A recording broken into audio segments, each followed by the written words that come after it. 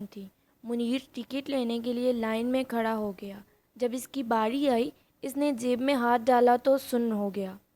بٹوا اس کی جیب سے غائب تھا۔ اس نے جلدی میں دونوں جیبیں ٹٹولی مگر ریز گاری کے سوا ٹکٹ کے پیسے پورے نہ ہوئے۔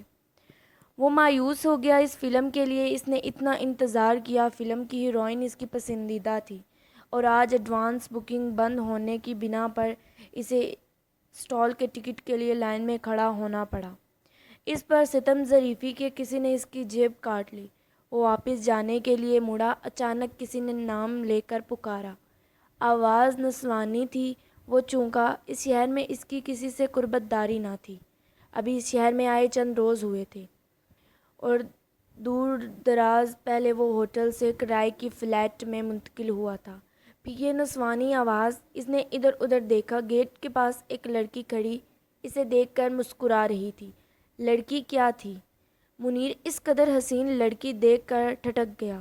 بھلا اس قدر حسین لڑکی اور وہ بھی مجھے بلائے گی؟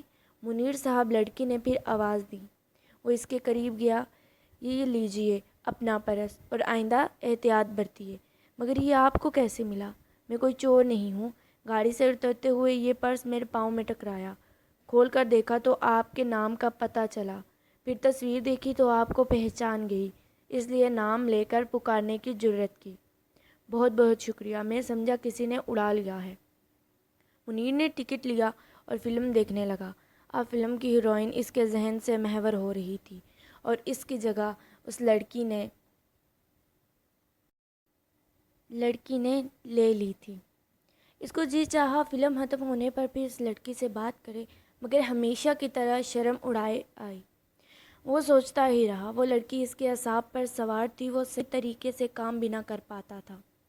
اس کی بھوک ختم ہو چکی تھی۔ وہ ہر قیمت پر اس لڑکی سے ملنا چاہتا تھا۔ دوسرے روز دفتر سے واپسی پر وہ گرلز کالج کے سامنے سے گزرا۔ وہ لڑکی اسے نظر آئی۔ اس کی موٹر سائیکل کو جیسے خود بخود بریک لگ گئی۔ آپ پیدل جا رہی ہیں؟ کیا میں پیدل نہیں چل سکتی؟ لڑکی نے مسکراتے ہوئے جواب دیا۔ آئیے میں گھر پہنچا دوں۔ ویسے بھی آپ کے احسان کا بدلہ ابھی چکانا ہی ہے۔ اگر آپ بدلہ چکانا چاہتے ہیں تو میں پیدل ہی بھلی۔ اگر آپ ہمدردی کر رہے ہیں تو آپ کے ساتھ ضرور چلوں گی۔ آپ کے احسان کا بدلہ تو میں کبھی نہیں اتار سکتا۔ اب آپ آ جائیے۔ منیر نے موٹر سائیکل اسٹارٹ کی۔ لڑکی بیٹھ گئی۔ منیر کا دل دھڑکنے لگا۔ کسی اجنبی لڑکی کے ساتھ یوں جانا اسے بہت عجیب لگا۔ دوسرے ہی لمحے اس نے گردن فخر سے اونچی کی کہ وہ اتنی حسین لڑکی کے ساتھ جا رہا ہے۔ لڑکی راستہ بتاتی گئی۔ وہ شہر کے خوبصورت ترین علاقے میں پہنچ گئے۔ جہاں بس روک دیجیے۔ ایک خوبصورت کوٹھی کے سامنے پہنچ کر لڑکی نے کہا۔ کوٹھی دیکھ کر منیر نے لڑکی کی امانت کا یقین کیا۔ آئیے اب ایک کپ چائے کا ہو جائے۔ منیر خود یوں ہی چاہتا تھا۔ وہ اندر چل پڑا۔ کوٹھی بہت بڑی تھی۔ ہر چیز کرنے اور سلیقے سے سجائی گئی تھی۔ آپ یہاں اکیلی رہتی ہیں؟ جی ہاں، میرے والدین نہیں ہیں۔ انہوں نے جو پیسہ چھوڑا اس سے میں نے یہ کوٹھی خریدی اور یہاں تعلیم مکمل کر رہی ہوں۔ میرے ساتھ 2 ملازم ہیں۔ منیر دل ہی دل میں خوش ہوا کہ چلو لڑکی اکیلی ہے اور پھر والدین کی رسمی دیوار بھی نہیں۔ بات پکی ہو گئی۔ اس لڑکی سے ملنا آسان ہو گیا۔ آپ بھی اکیلی ہیں اور میں بھی شہر میں اجنبی اور تنہا ہوں۔ ملاقات ہوتی رہے گی۔ ہاں، ملتے رہنا اچھی بات ہے، لیکن آپ نے ابھی تک میرا نام نہیں پوچھا جبکہ میں آپ کا نام جان چکی ہوں۔ ارے ہاں، منیر کو جیسے خیال آ گیا۔ واقعی میں آپ کا نام پوچھنا بھول گیا۔ بھول گئے یا ضرورت محسوس نہیں کی؟ ضرورت تو بہت محسوس کی، لیکن ہمت نہیں پڑی۔ منیر نے اعتراف کیا۔ لڑکی مسکرائی۔ منیر کی ہمت باندھی۔ دراصل مجھے آپ کا حسن دیکھ کر کچھ بھی پوچھنے کا حوصلہ نہیں رہا۔ میرا نام شہزادی ہے۔ منیر کے کانوں میں جیسے گھنٹیاں بجنے لگی۔ شہزادی؟ بعض نام شخصیت کس قدر آئینہ دار ہوتے ہیں۔ تم واقعی شہزادی ہو، میرے دل کی۔ وہ کچھ بول نہیں سکا۔ چائے پی کر منیر نے اجازت چاہی۔ وہ جانا نہیں چاہتا تھا، مگر شام گہری ہوتی جا رہی تھی اور کچھ دنیا داری کا احساس اور اسے مجرم بنا رہا تھا۔ اگلی شام پھر وہ شہزادی کے پاس چلا گیا۔ وہ بہت چاہت سے ملی۔ مجھے یقین تھا آپ آئیں گے، اسی لیے میں نے آپ کے لیے اپنے ہاتھوں سے کباب تیار کیے ہیں۔ آپ کو دیکھ کر اندازہ نہیں ہوتا کہ آپ کھانا پکانا بھی جانتی ہیں۔ وہ بولا چائے کے بعد باتیں ہوتی رہیں۔ منیر نے اندازہ لگایا کہ شہزادی جس قدر حسین ہے اس سے کہیں زیادہ گر اور سمجھدار ہے۔ اس کی باتوں میں مٹھاس تھی، اٹھنے بیٹھنے اور بات کرنے کے انداز میں ایک شاہانہ وقار تھا۔ اس کے پاس سے اٹھنے کا منیر کو دل نہیں چاہتا تھا۔ وہ دل ہی دل میں شہزادی سے محبت کرنے لگا۔ اس نے سوچا شہزادی بھی اکیلی ہے اور میں بھی بات بن جائے تو شہزادی بھی ساتھ لے کر ماں کے پاس چلا جاؤں گا۔ ماں پہلے ہی میرے لیے لڑکی کی تلاش میں ہے۔ شہزادی اسے یقیناً پسند آئے گی۔ اسے شہزادی سے ملتے 4 روز ہوئے تھے اور وہ بری طرح اس کی محبت میں گرفتار ہو چکا تھا۔ دن بھر وہ دفتر کا کام میں صحیح طور پر نہ کر سکتا تھا۔ شام ہوتے ہی شہزادی کی طرف چل پڑتا۔ ایک روز کام کی زیادتی کی وجہ سے وہ شہزادی کو ملنے نہ جا سکا۔ اچانک دروازے پر دستک ہوئی۔ دروازہ کھلا، سامنے شہزادی کھڑی تھی۔ منیر اسے دیکھنے کا دیکھتا ہی رہ گیا۔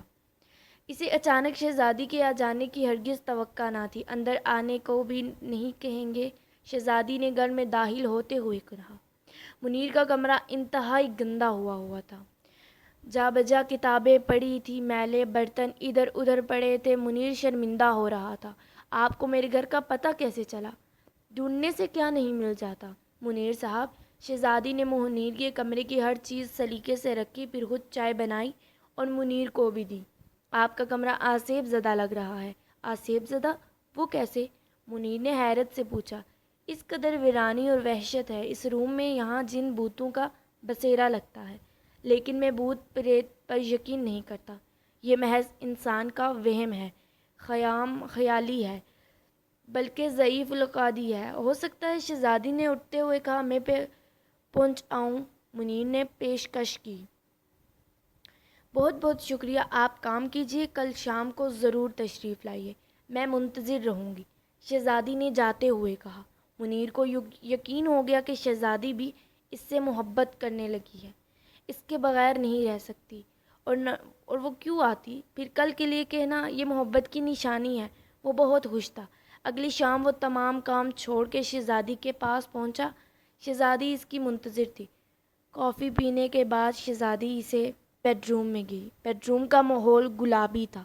گلابی پردے، گلابی قالین، بستر پر گلابی چادر، حتیٰ کہ دیواریں بھی گلابی رنگ کی تھیں۔ منیر کو بیٹھنے کا کہا کہ شہزادی باتھ روم میں چلی گئی۔ چند منٹ بعد منیر کے سامنے کھڑی تھی اور منیر ہکا بکا اسے دیکھتا رہا۔ باریک سا گاؤن جس میں سے شہزادی کا چمکدار جسم نظر آ رہا تھا۔ وہ بیڈ پر لیٹ گئی۔ منیر صوفے پر بیٹھا اسے دیکھتا رہا۔ ذرا بتی دیجیے، شہزادی نے انگڑائی لیتے ہوئے کہا۔ منیر چاروں طرف دیکھا، اسے سوچ کہیں نظر نہ آیا۔ اس کمرے کے سوئچ باتھ روم میں ہے۔ شہزادی نے اس کی پریشانی بھانپ لی۔ اچھا رہنے دے، میں خود ہی جلا دیتی ہوں۔ شہزادی نے ہاتھ بڑھایا۔